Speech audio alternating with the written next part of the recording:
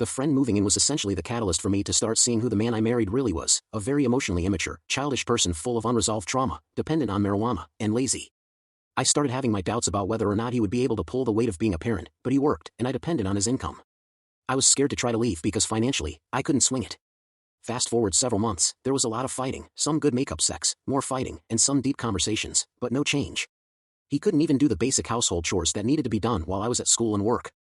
He lost his first job, got a second, lost that one, and was on his third job in less than 8 months. I recognized that he had trouble keeping a job, and I had my summer internship lined up that would cover all the bills, plus some, and would most likely be extended through my last year of grad school as I had previously discussed with my manager. So, I sat down with him and asked if he would be willing to be the stay-at-home parent while I finished grad school. We talked about the logistics and responsibilities that this job would entail. He agreed. The friend moved out 2 weeks before I had the baby, and things got better, despite him quitting his job about 1 month prematurely. So, we had financial issues, but nothing crazy.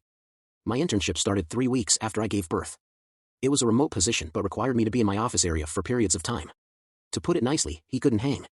Every time the baby cried, he would bring her to me, saying all she wanted was my boobs. I was breastfeeding and also pumping so he could give her bottles. He would bring her to me any time he got overwhelmed and needed a smoke break, which often lasted at least an hour. I knew this wouldn't work out long term. I couldn't keep doing everything for our child and work, and I was worried about what things would look like when school started back up. The beginning of the semester came quickly, and he was already having such a hard time. When school started, I would come home from class to find him in our apartment playing video games, and our child would be next door with the neighbors. This happened several times, along with other things, of course. It's never just one thing. I snapped. I couldn't take it anymore. I was doing most of the housework and chores, taking care of our child between my 2 remote jobs and classes, including overnight feeding. I had a roommate who was dragging me down, so I put my foot down and told him I wanted to separate. I offered for him to live in the spare bedroom until I graduated with my master's in 7 months.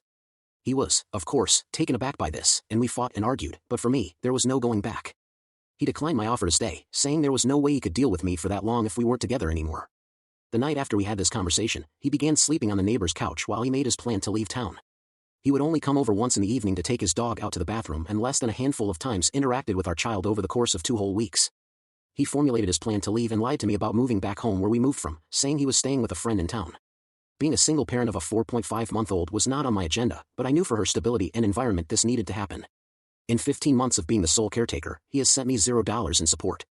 His reasoning was that he was waiting for a court order to be implemented so that all transactions would be on record. He was trying to fight for partial custody, even though his living situation is unstable, he cannot keep a job, and he is not capable of being alone with his child for more than an hour without getting overwhelmed and needing help. We agreed to a parenting plan and mediation that states I have full custody and outlines his visitation rights. He claims that he was railroaded into agreeing to this plan. I have visited his area on my own dime once in the last 15 months, and he has visited us in our state once. He canceled his plan to come visit for Christmas this year because he couldn't afford it and other reasons of which I am unaware. I filed for divorce last October, and we just had our hearing to finalize the decree. He did not show up to the court hearing. It took 15 minutes, and the judge agreed that the amount of child support I asked for was reasonable and ordered him to pay $390 per month. This is currently 50% of my monthly childcare expense and does not include any other expenses I have for her. Last night on our video call, I informed him of our hearing, and he immediately had excuses, saying he didn't get the notification of the hearing. I told him the judge ordered the child support amount, and he got very defensive. In his usual way, he took zero accountability for his actions and responsibilities and responded with, "I don't even have a job right now. I guess I'm just going to have to go to jail then." He told our daughter goodbye and hung up the phone. I don't need this money, but it's the fact that he has been living his life without facing any responsibilities for bringing this child into the world. Any money that he sends will go into a savings account for our daughter. I have felt so much guilt and shame for the way things ended up between us, and I'd be lying if I said I didn't sometimes believe his gaslighting when he told me multiple times that I'm keeping his child away from him. Now that this divorce is finalized, I can finally move on with my life, knowing that my daughter is exactly where she needs to be. Thank you for reading this if you made it to the end. I needed to get this off my chest.